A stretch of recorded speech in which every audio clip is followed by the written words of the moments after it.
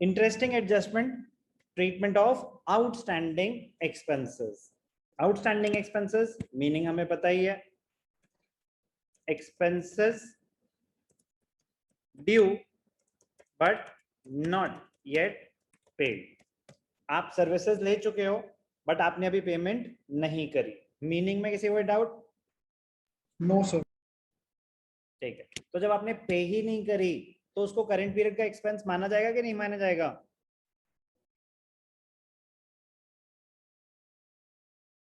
रिधिमा, अगर आपने पेमेंट ही नहीं करी उस पीरियड का एक्सपेंस माना जाएगा या नहीं माना जाएगा?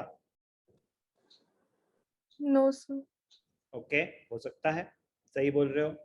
साम्या, आपने पेमेंट नहीं करी उस पीरियड का एक्सपेंस माना जाएगा या नहीं माना जाएगा? Yes sir. माना जाएगा, रीजन? क्योंकि बाद में करनी होगी। ये रीजन, एक प्रिंसिपल है बेटा, एक अजम्पशन है, अकाउंटिंग अजम्पशन। मान्यता माना जाएगा कि नहीं माना जाएगा उस पीरियड का एक्सपेंस? अनंत? यस सर, माना जाएगा। रीजन? सर रीजन ढंग से तो नहीं पता सर, लेकिन ट्राई कर रहा हूँ sir. Accrual basis of accounting होता है। Correct, accrual assumption, accrual basis of accounting. A transaction is recorded when it takes place and not when the settlement takes place. जब आपको बेसिक टर्म्स कराई थी, एक्सपेंसेस, आउटस्टैंडिंग, प्रीपेड, तब भी बताया था। जब अकाउंटिंग इक्वेशन कराई थी, रेंट आउटस्टैंडिंग, सैलरीज आउटस्टैंडिंग, उस साल भी तो कैपिटल में से माइनस करते थे क्योंकि एक्सपेंस तो उस पीरियड का माना जाएगा, पैसे दिए या नहीं दिए, अगर आप सर्विस अवेल कर चुके हो तो आउटस्टैंडिंग एक्सपेंसेस का मतलब ही क्या होता है कि सर्विस तो अवेल कर चुके हैं, यस और no? Yes sir. Yes sir. तो बेटा be careful, it is considered as an expense for the current period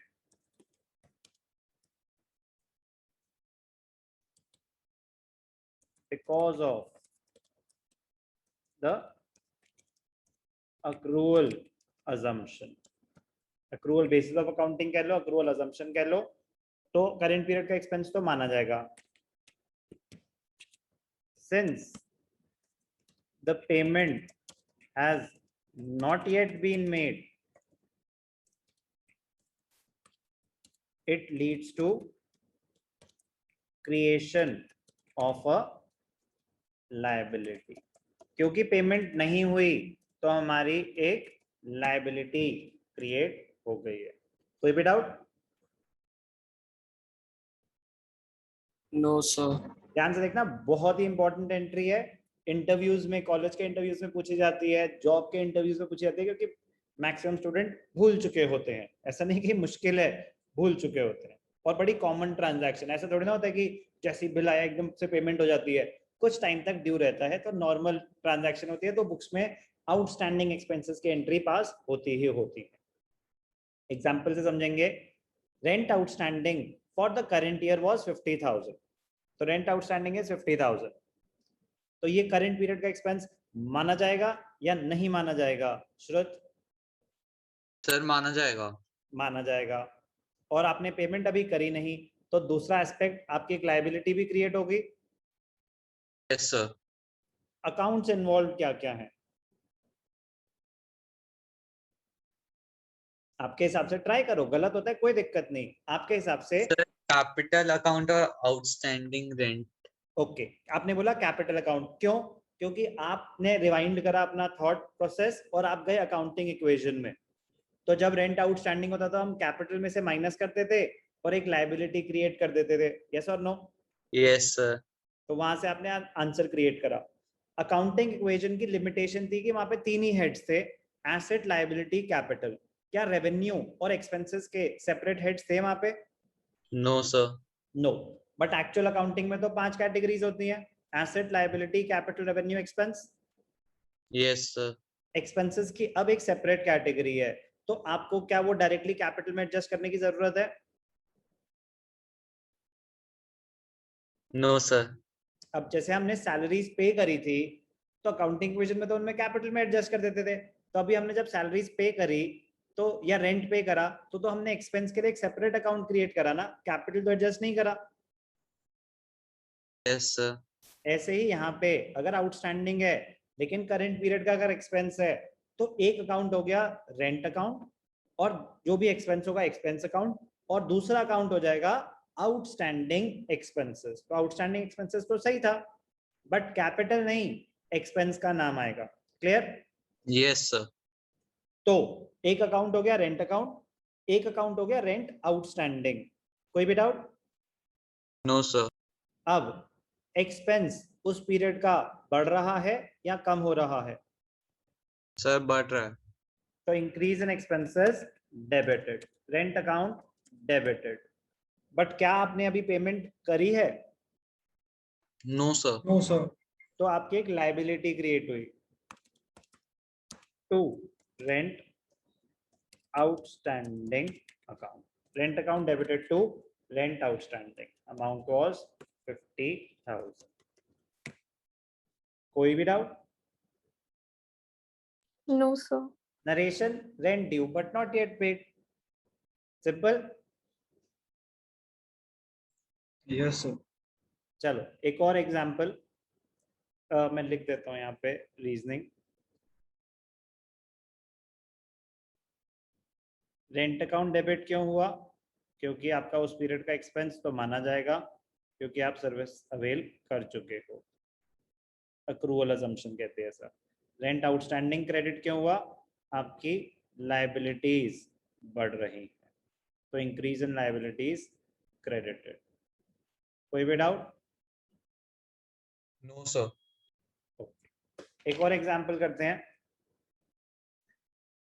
interesting. Salaries paid during the year 40,000। पहले हमने क्या सीखा? पेमेंट ऑफ एक्सपेंसेस, फिर हमने सीखा ट्रीटमेंट ऑफ आउटस्टैंडिंग एक्सपेंसेस। अब दोनों का मिलन हुआ, both the transactions will be done simultaneously.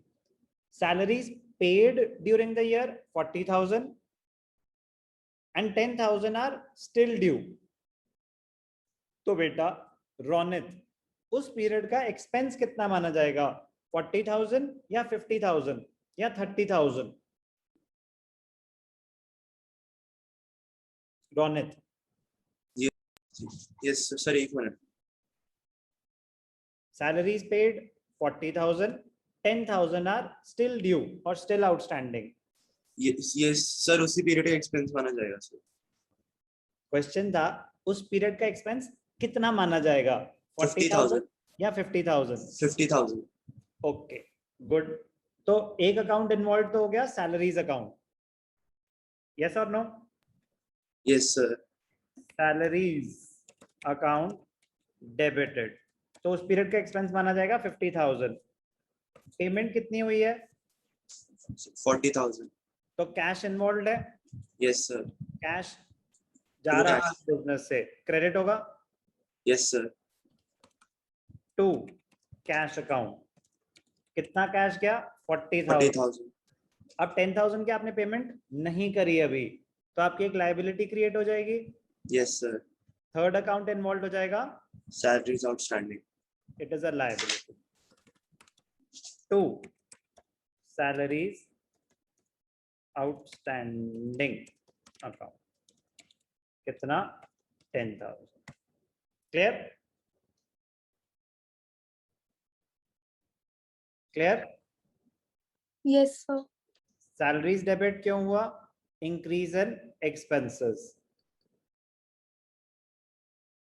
आपके एक्सपेंसेस बढ़ गए। ओके जी। कैश क्रेडिट क्यों हुआ? पेमेंट हुई, आपके एसेट्स गिर गए। और सैलरीज आउटस्टैंडिंग क्रेडिट क्यों हुआ? आपकी लायबिलिटीज बढ़ गई, आपकी लायबिलिटीज बढ़ गई, इंक्रीज इन लायबिलिटीज क्रेडिटेड। कोई भी डाउट? समझ आया treatment of outstanding expenses? Yes, sir.